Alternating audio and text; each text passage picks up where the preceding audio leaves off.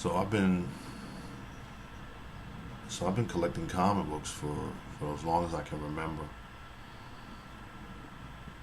Um, I didn't always, you know, like I told you, we grew up on welfare, and I had to experience a lot of things that no child should experience. So I spent a lot of time in the street when I could. Didn't spend a lot of time in school. So in the street, you get in trouble. I've got in trouble with the law. Um, Almost joined some gangs, but that never really went nowhere. I'm not somebody that's into gangs. I was approached by gang members many times in Flatbush. You might remember a gang called the Tomahawks.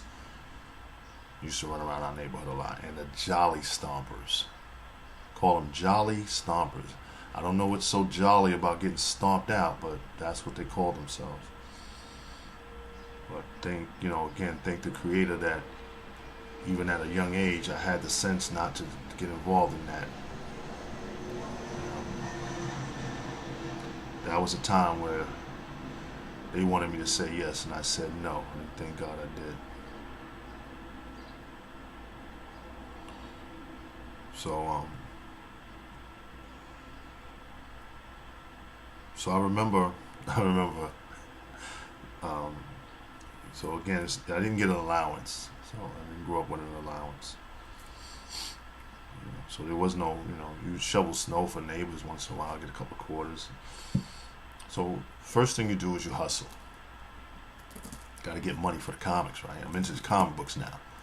So how do I get money? Because my mom's would be like, I ain't got no money for that, or sometimes she didn't have it. So first hustles you do is in the winter you shovel snow.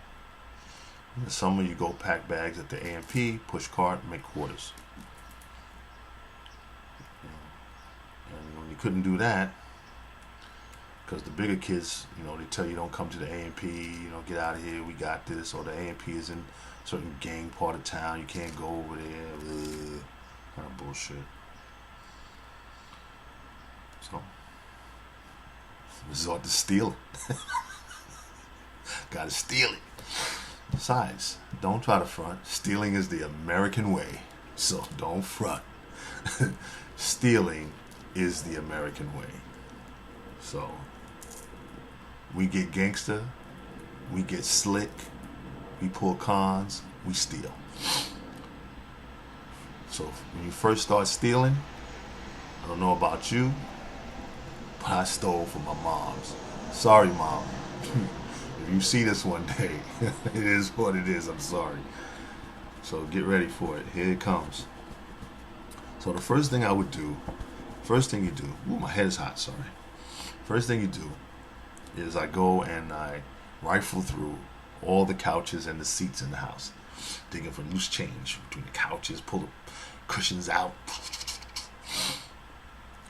gather a good lump of change. Second thing you do is go through all the drawers in the house, every dresser drawer, because every house has junk drawers.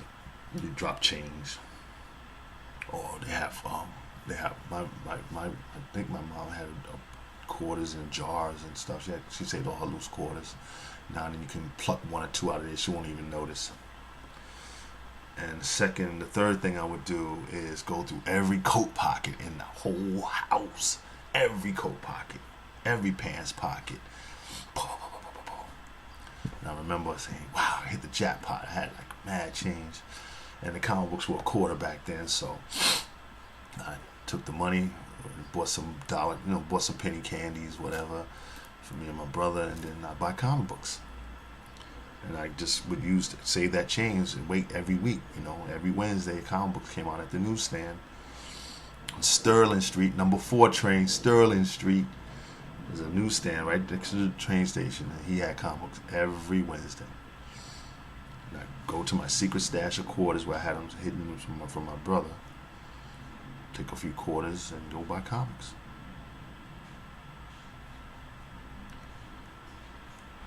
My mother was a heavy sleeper. I remember many Saturday mornings hitting on her shoulder, Mom, can I go outside? Look back now, she's probably hungover. She ain't no heavy sleeper. She was hungover. So we go out and play and run.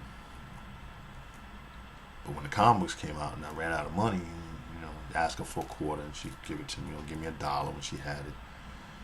Me and my brother split it. I give him 50 cents, he take 50 cents. He go buy candy, I go buy comic books.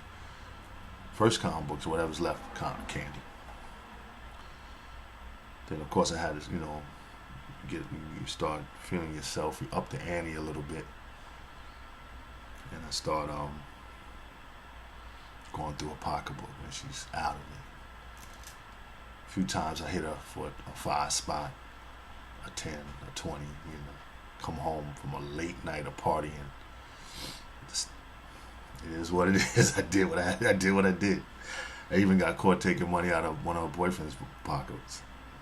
He tried to give me a lecture and punish me, whatever. Took the punishment, hit him up later. Pow! Came home messed up. Pow! Hit him later. Bought some comics and candy. Comic books and candy. When you're a kid, it's comic books and candy.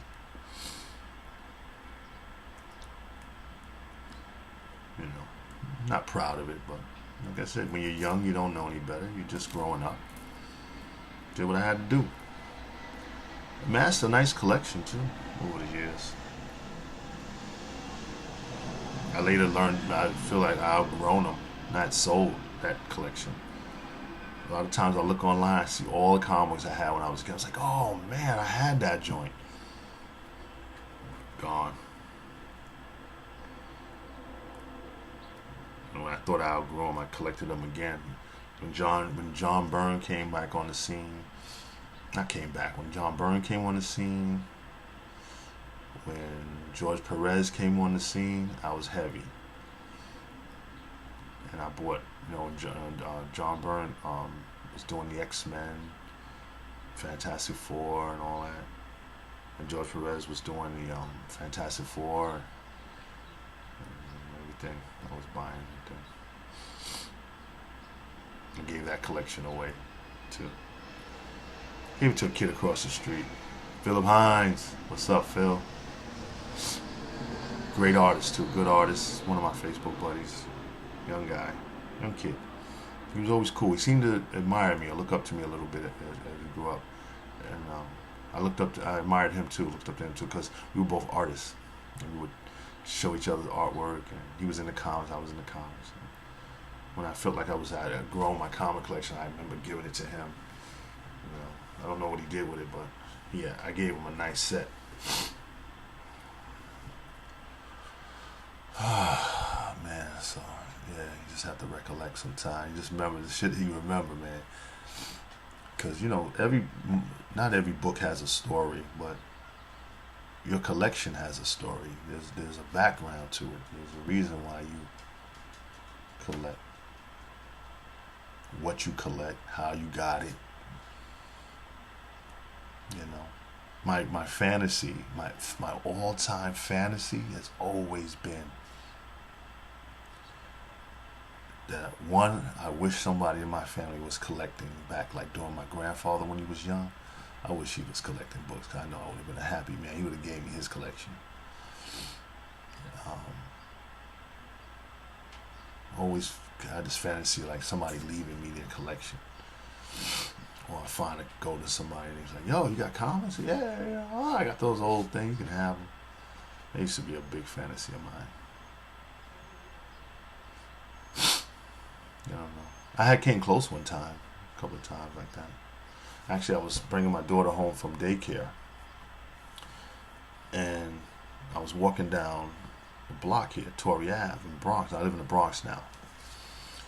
And I happened to pass this pickup truck. And I'm very observant. When I walk, again, I'm not paranoid, but I'm very observant of my surroundings. I pay attention to detail. This guy had like garbage bags in the back of his, man, I didn't pay no mind to it, but I paid mind to it. I knew that there was something about it. I said, and I could see through one of the cracks. I thought it was a comic book. So I waited for a few minutes and hoping he would come out and say, are you going to throw those away?